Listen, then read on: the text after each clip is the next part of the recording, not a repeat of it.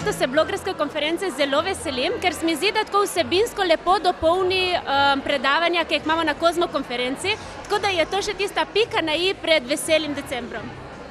Blogerstvo za mene je definitivno ustvarjanje zanimive vsebine. Zanimivi članki, tudi da je Instagram kreativen, da se prikažemo pač takšni, kot smo. Največji izziv je definitivno to, da pač si organiziran, da vse prikažeš tako, kot je, da prikažeš vse v Kozmo stilu, da je pač vse roza in Kozmo.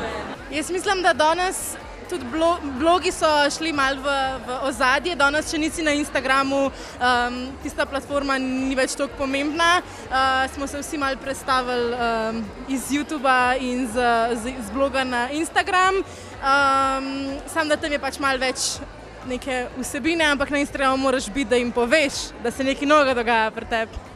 Jaz mislim, da to, da ostaneš avtentičen, da se ne pustiš, da te ukalupijo in podcenjujejo in da pač si unikat, da najdeš neko svojo rdečo nit in sporočilo, ki ga želiš predajati svojim sledilcem in da temu tudi slediš. Da ko ustvarjaš vsebine, da se fokusiraš na namen, na misijo, kako boš ti ustvaril nekaj drugačnega, nekaj, kar bo mogoče pomagalo ljudem.